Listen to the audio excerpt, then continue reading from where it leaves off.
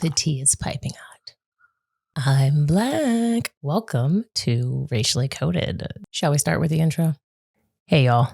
This is Racially Coded, the show that examines how race and language intertwine. I'm your host, Jewelz.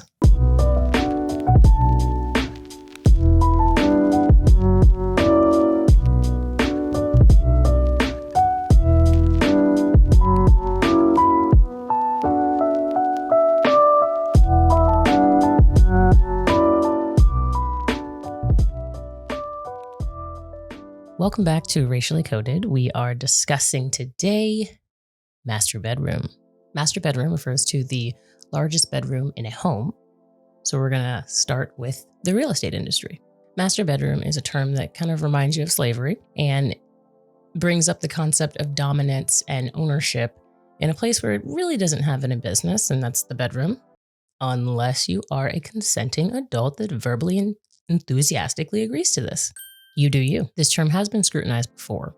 Under the Clinton administration, the U.S. Department of Housing and Urban Development, we'll talk about urban on a later episode, the U.S. Department of Housing and Urban Development ruled that the term master bedroom was not discriminatory under the Fair Housing Act. However, the racial reckoning of 2020 is tapping the design and architecture industry on the shoulder and asking, what are y'all doing over there?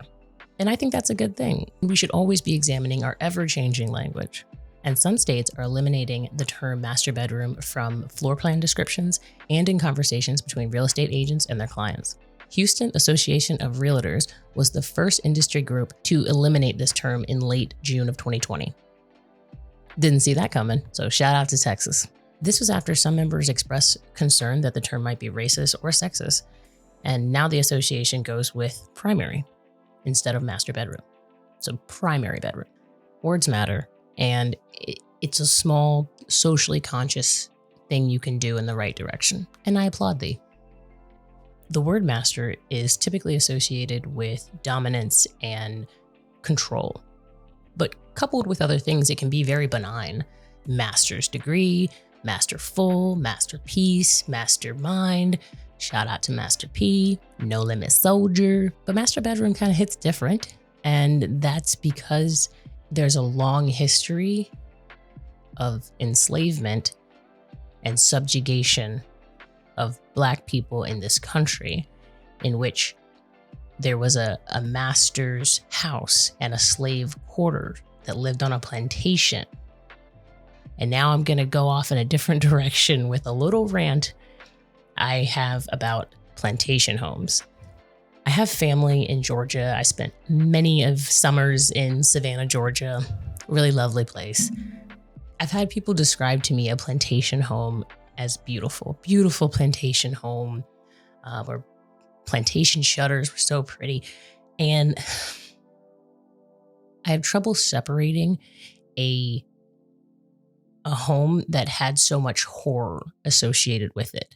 And to me, the term beautiful plantation home is an oxymoron. It just doesn't compute in my mind that this space could ever be beautiful.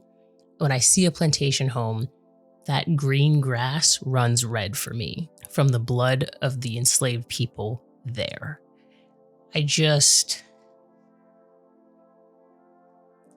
not a good look. It's not, there's just nothing good coming from there.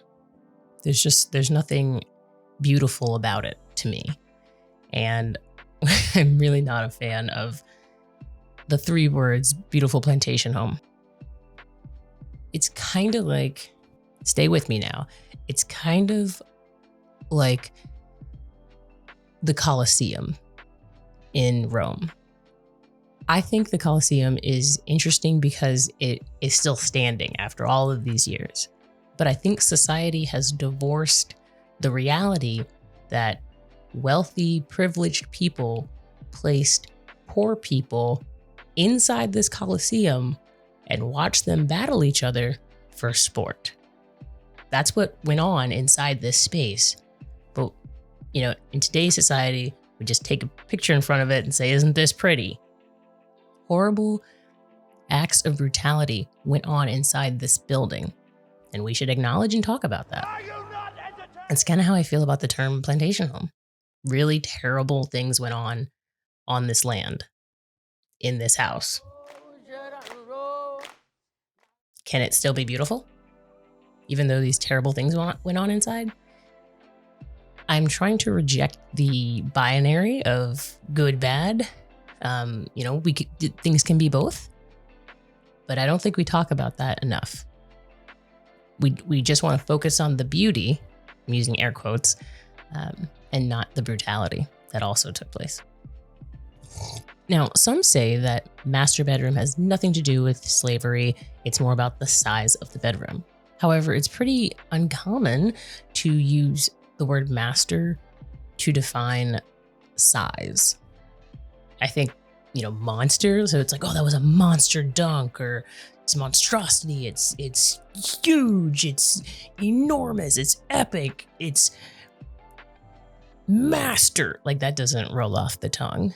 Master is an interesting word as it is a noun, verb, and adjective, and it has Latin roots, magister, which roughly translates to teacher. So the first time we actually hear the phrase master bedroom was in 1926 in a Sears ad. So it actually doesn't have origins during the era of slavery. I mean, Black people still treated like shit, but that's not slavery. The ad was attempting to describe the biggest and best bedroom in the house. We're gonna back it up a little bit. During this time, the average home size was 1 to 2 bedrooms. As money came in, extra rooms became a thing. And so these ad agents were trying to sell their new product, which was bigger, better homes and a bigger, better bedroom. So a new term was coined thanks to Don Draper. To quote Allison Hunter, the masterminds at Sears came up with a master plan. As masters of their craft, they mastered the art of capturing the imagination of the American homebuyer. With no reference to the history of slavery or the inherent male-female power disparity, master bedroom was on the map. So the origins of master bedroom don't actually appear to go back to slavery. I'm not gonna lie, that is a shock to me, but perhaps this term is more sexist. I wonder what evokes inside if we have a madam bedroom or a mistress bedroom. I think when you examine the term master bedroom, I question who the dominance is over. Your spouse, your roommate, if there's children in the home, like the master of the house. Master of the house, keeper of the inn. Yeah. I don't know. It's, I think it's worth re-examining. From what I've researched, this phrase actually doesn't have racist origins. But neither does the term niggardly. But it certainly sounds like a racial epithet, doesn't it? Niggardly actually means stingy, so not generous. But you don't really hear that term a whole lot.